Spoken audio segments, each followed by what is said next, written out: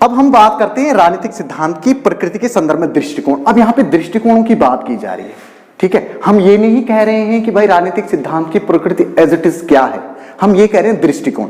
दृष्टिकोण का मतलब अलग अलग प्रकार के मत। तो ये दृष्टिकोण हम इसलिए कह रहे हैं क्योंकि राजनीतिक सिद्धांत की जो प्रक्रिया है वो निरंतर बदलाव से गुजरी है। बदलाव से इसलिए गुजरी है, जैसे हम थिंकर्स पढ़ते हैं, थिंकर्स हम देखते हैं कि बहुत सारे थिंकर समाज शास्त्र से आते हैं, कुछ विचारक बिल्कुल पॉलिटिकल साइंस से हैं। तो अलग अलग जो विषय हैं उन विषयों से आकर के सभी विचारकों ने पॉलिटिकल साइंस में हस्तक्षेप किया है और उनके अपने अपने नजरिए हैं, ठीक है।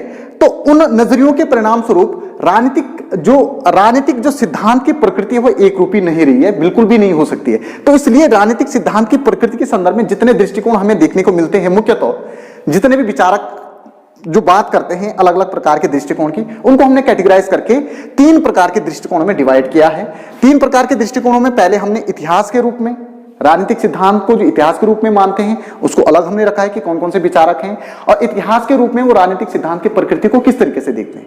प्रकृति का यहाँ पे मतलब ये है कि हम प्रकृति को कैसे समझेंगे। प्रकृति का मतलब ये है कि उसकी वेशभूषा कैसी है, वो किस चीज के बारे में बात करता है, उसका चाल चलन क्या है।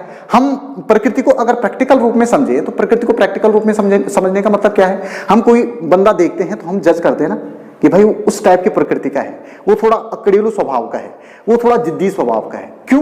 ये इस प्रकृति का हम कहां से कंक्लूड करते हैं, इस प्रकृति को का उस व्यक्ति के संदर्भ में, उसके हाव भाव, उसको बोलने के तरीके, वो किन चीजों के बारे में ज्यादा बात करता है।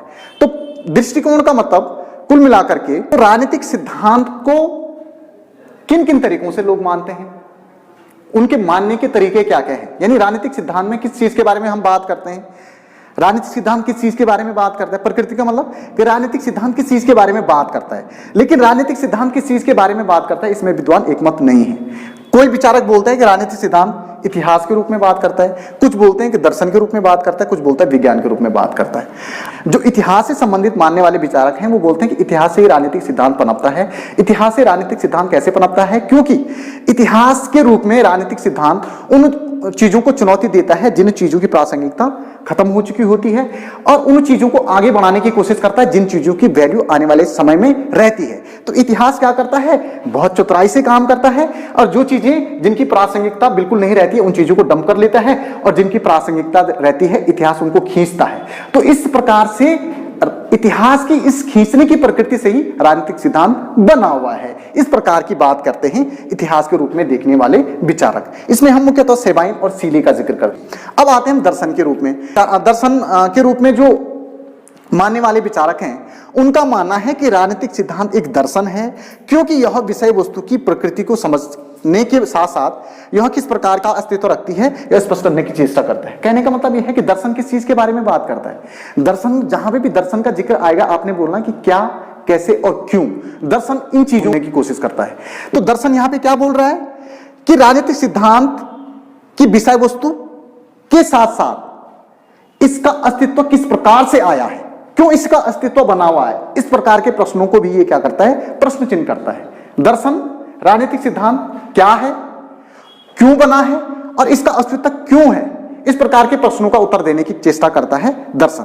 तो दर्शन के रूप में मानने वाले विचारक बोलते हैं कि वो बोलते हैं अगर इस प्रकार के प्रश्नों को इजाद नहीं किया जाता तो राजनीतिक सिद्धांत का अस्तित्व होता ही नहीं। बिल्कुल सही बात है। जब क्यों का प्रश्न, किस लिए और क्यों बना हुआ है, इस प्रकार के प्रश्न जब इजाद हुई तभी तो किसी चीज को छांटने में हमें सहायता मिली है। कहने का मतलब यह है कि राजनीतिक सिद्धांत हम क्यों पढ़े, क्यों पढ़ रहे हैं, किसके लिए पढ़ रहे हैं और अभी तक क्यों पढ़ा जा रहा है। अगर इस प्रकार के प्रश्नों को हम उत्तर देंगे तो एक सिद्धांतों के निष्कर्ष पे हम पहुंचेंगे ना। काफी चीजें हम ऐसे कर देंगे कि भाई बहुत चीजें हम निकाल देंगे। तो दर्शन के रूप में मानने वाले विचारक बोलते हैं इस प्रकार की जो सोच है, जो जो दार्शनिक विचारक हैं जो इस प्रकार की प्रवृत्ति रखते हैं, इसी के परिणाम स्वरूप राजनीतिक सिद्धांत पनपा है, और इसी तरीके से राजनीतिक सिद्धांत क्या करता है? आगे बढ़ता है, और इसी तरीके से वो बात करता है। तो उसका बात करने का स्टाइल क्या है? अगर दर्शन ना होता तो उसका अस्तित्व नहीं होता। ये बोलते हैं कि अगर इतिहास ना होता तो उसका अस्तित्व नहीं होता है। तो दर्शन के रूप में मानने वाले विचारकों में हम जिक्र करते हैं माइकल ओकसॉट का, हन्ना अरेंट का, लियो स्ट्रॉस का और जोविनेल का। ये विचारक प्रमुख हैं जो बोलते हैं कि भाई राजनीतिक सिद्धांत कहीं ना कहीं राजनीतिक दर्शन से पनपा है। उसके बाद हम बात करते हैं विज्ञान के रूप में।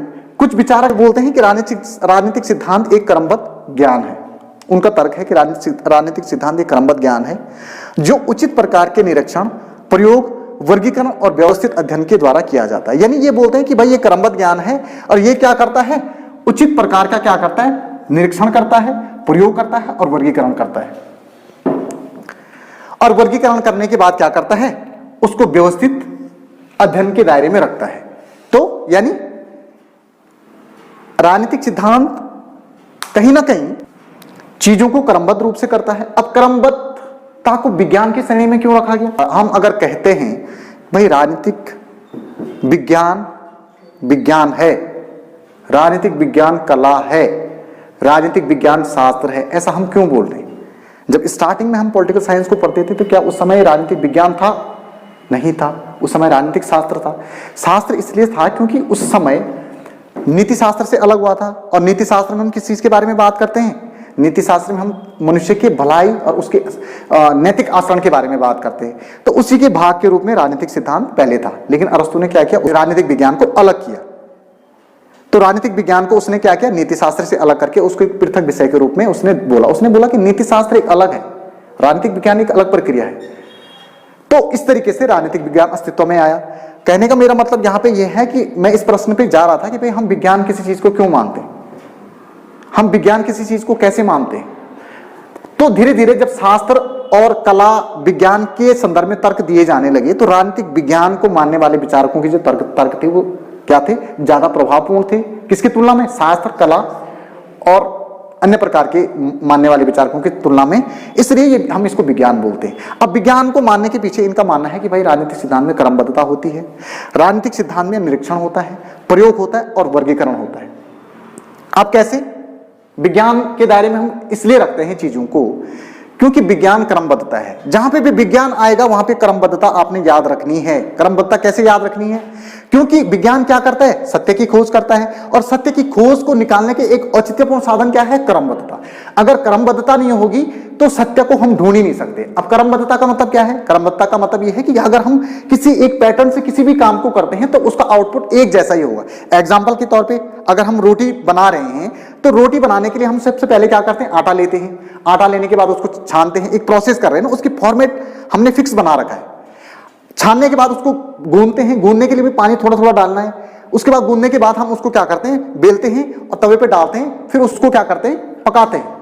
तो इस प्रकार की प्रक्रिया के परिणाम स्वरूप हमें रोटी मिलती है। तो क्रमबद्धता का मतलब क्या है? जब हम चीजों को एक सीक्वेंस के माध्यम से करते हैं तभी क्रमबद्धता आती है। और विज्ञान सत्य को मानने की बात करता है और सत्य कहां से मिलता है? क्रमबद्धता से। तो इसलिए ये बोलते हैं राजनीतिक विज्ञान में क्रमबद्धता है, इसलिए ये इसको हम विज्ञान के दायरे में रखते हैं। ये निरीक्षण करता है, प्रयोग करता है और वर्गीकरण करता है, जो विज्ञान के दायरे में जो चीजें हैं। तो इस तरीके से वो विज्ञान मानते हैं उस चीज को। उसके बाद इस विज्ञान मानने वाले विचारकों में हम जिक्र करते हैं अरस्तु का, जीन बोंदा का, हॉब्स का, मॉन्टेस्क्यू का, लीविस का, सिज्विक का और ब्राइस का। साथ ही साथ इसके साथ साथ 8वें नंबर पे ब्लंटसी, जेलिनेक, गार्नर, पोलाक, विलोबी और आधुनिक काल में जो राजनीतिक विज्ञान को मानने वाले जो विचारक हैं उनमें Arthur Bentley, George Catlin, Charles Merriam, David Easton, Robert Dahl और कोलिन, ये विचारक हैं जो राजनीतिक सिद्धांत को विज्ञान के रूप में देखते हैं। तो इस प्रकार से हमने राजनीतिक सिद्धांत की प्रकृति के संदर्भ में मुख्यतः 3 दृष्टिकोण पढ़े। इसके साथ साथ कुछ विचारक ऐसे हैं जो इसको विज्ञान नहीं मानते। अब देखो, हमने यहाँ पे विज्ञान मानने की बात की, कुछ बोलते ये विज्ञान है नहीं क्योंकि इसमें प्रयोगशाला नहीं है। ये विज्ञान के दायरे में जो चीजें आती हैं उतनी चीजें राजनीतिक विज्ञान प्रयोग नहीं करता है, या राजनीति के दायरे में उस तरीके की चीजों को हम प्रयोग में नहीं लाते हैं। तो इस तरीके से जो बंदे या जो विचारक राजनीतिक विज्ञान को विज्ञान नहीं मानते हैं उसमें चार्ल्स बियर्ड, बकल, मेंटलेफ, जेएस मिल, कैटलिन एंड ओसेम का हम जिक्र करते हैं। तो इस तरीके से राजनीतिक सिद्धांत की प्रकृति के संदर्भ में हमने 3 दृष्टिकोण पढ़े। 3 दृष्टिकोणों के साथ साथ हमने यह भी देखा कि भाई कुछ विचारक इसको विज्ञान नहीं मानते हैं, जिसमें हमने जिक्र किया चार्ल्स बियर्ड का, बकल का और मेंटलेफ का, जेएस मिल का एंड कैटलिन और ओमेस का। तो इस तरीके से ये राजनीतिक सिद्धांत की प्रकृति के संदर्भ में दृष्टिकोणों के बारे में हमने चर्चा की।